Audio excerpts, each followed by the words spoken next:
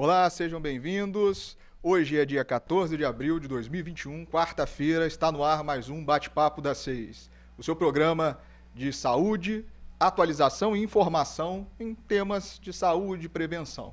Meu nome é Dário Santucci, sou cardiologista, vou acompanhar vocês na noite de hoje, e você pode nos assistir no canal 16.1, na Rede Sim, na Rádio Sim FM, canal 106.1, na Sky, nas redes sociais, no YouTube, no Facebook, E hoje o tema é muito bacana, muito importante. Nós vamos falar sobre o autismo, sobre o espectro, do transtorno, que a gente pode chamar assim, do transtorno do espectro do autismo. E mantendo a tradição aí do programa, a gente trouxe excelentes profissionais para nos informar e nos atualizar sobre esse tema. Lá do lado esquerdo, a gente tem a doutora Rosilene Schiavon, que é psicóloga e pedagoga, Seja muito bem-vinda, Rosilene. Obrigada. Isso aí. E aqui no centro da mesa, aqui do meu lado, tem a Tatiana Morello Borgo, que é pediatra. Seja muito bem-vinda. Oi, boa noite. Obrigada. Isso aí. Bem, antes de iniciar o bate-papo das 6, vamos fazer algumas atualizações, Notícia boa chegando. Linhares vai receber, nos próximos dias, eu acredito, 70 leitos de Covid. Nós temos aí dividido, esses 70 leitos serão divididos em 50 leitos no Linhares Medical Center, que na última informação vai abrir na segunda-feira, com esses 50 leitos, e também no Hospital Rio Doce, que serão os outros 20. Desses 50 leitos, 20 serão do Linhares Medical Center, 20 serão de unidade de terapia intensiva e 30 de enfermaria. Então, notícia boa chegando aí para Linhares, mais um aporte de 70 leitos destinados ao Covid.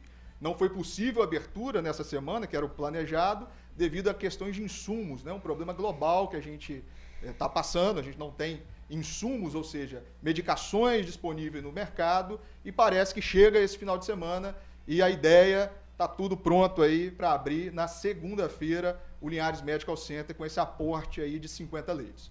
Lá no Rio Doce, também serão abertos 10 leitos de enfermaria, mais 10 leitos, além dos leitos que já estão disponíveis, e 10 leitos também de UTI Covid.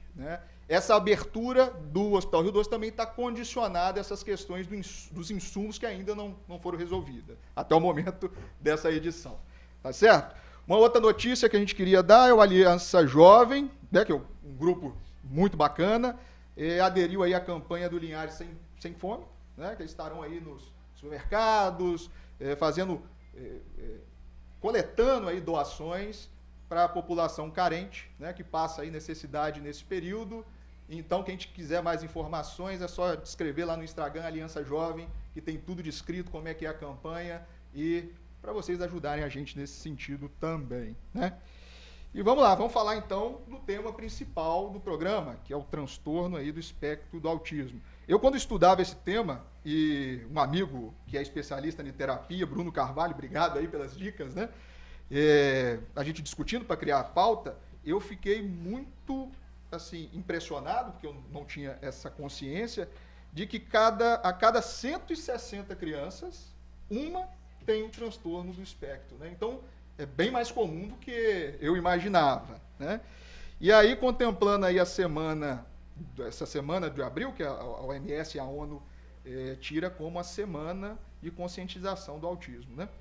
E aí, doutora Tatiana, eu queria que você fizesse a abertura do programa conceituando. O que é isso? O que é o autismo, essa palavra aí?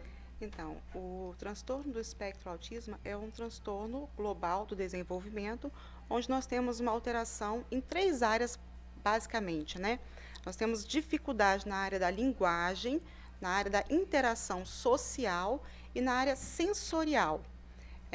O indivíduo ele tem comportamentos restritivos, comportamentos mais repetitivos, em maior ou menor uma apresentação mais variável desses sintomas. Por isso ele é chamado de espectro, dependendo desse grau de alteração que ele vai apresentar dos sintomas. Ele era tido, antes era só autismo, agora é espectro. Tem alguma diferenciação? Foi Qual que é o motivo dessa mudança de nomenclatura? Né? O espectro é por causa dessa variação, por ser variável mesmo. Nós não temos um indivíduo igual ao outro. Você pode ter uma característica maior, por exemplo, uma pessoa pode ter uma alteração maior na dificuldade de linguagem, uma outra pode ter dificuldade maior na interação social, tem pessoas que têm maior dificuldade no sensorial, né? Tem pessoas que se descobrem autistas na idade adulta, ou seja, é muito leve, né? Hoje a gente fala que o autismo ele é dividido em leve, moderado e grave, né?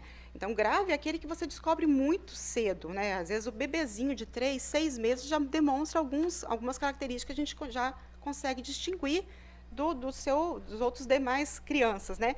Mas tem pessoas que na idade adulta, poxa, eu tenho algumas características que agora eu tô percebendo em mim que eu posso estar no espectro, entendeu? E aí, só para mostrar aqui, esse é o símbolo do autismo. É uma fitinha que é um quebra-cabeça colorido, para mostrar a variação, a variedade do espectro. Né? Ele é uma fita em quebra-cabeça toda colorida. Olha como é um espectro, como é diferente mesmo. Isso aí. É um dos símbolos, né? Isso aí, é o símbolo do autismo. E parece que também a cor azul tem uma associação, né? Antigamente se usava a cor azul porque ele é muito mais frequente nos meninos, 4 meninos para uma menina.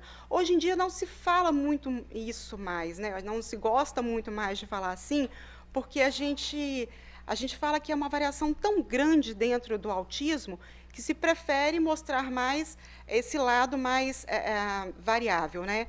É a fita em quebra-cabeça. Quebra-cabeça. Interessantíssimo. E do ponto de vista psicopedagógico, né? A conceituação aí do TEA, né? Vamos dizer assim.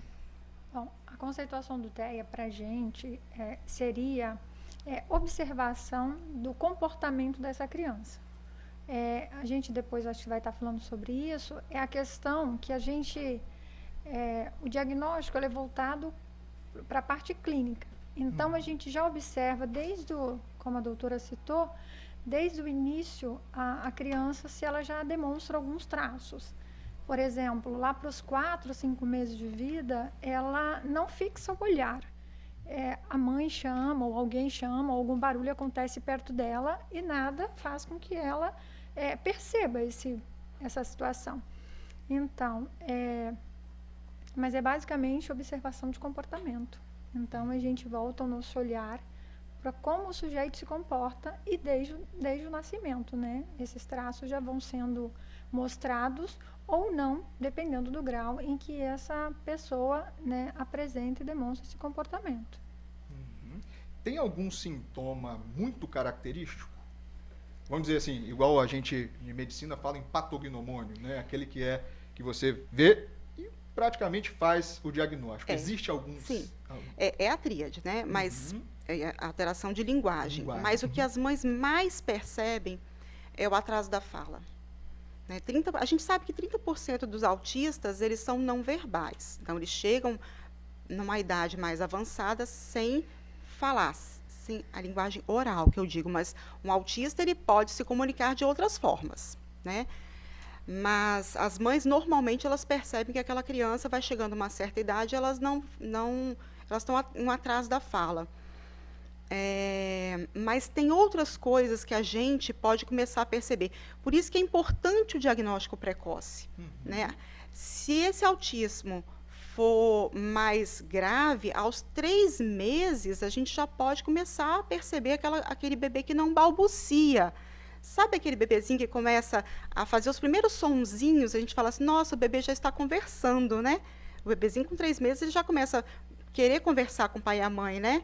Trocar o primeiro sons com a mãe e o pai. É o primeiro olhar, o primeiro sorriso social. Então, se for um autismo grave, o bebê já pode não fazer aquilo ali. E qual que é a idade média, assim, que uma criança começa a falar, normalmente? Com 1 ano, a criança já tem que estar falando papai e mamãe, mas aos 9 meses ele já pode estar começando já a falar alguma coisa. Então, acima de 1 ano, 1 ano e meio, 2 meses, a gente já pode pensar 2 meses, não, 2 anos, pensar Se 1 ano a criança não fala nem papai e nem mamãe, mas se com 1 ano e 4 meses essa criança não faz nenhuma linguagem oral, Uhum. ela já tem algum sinal que chama a atenção.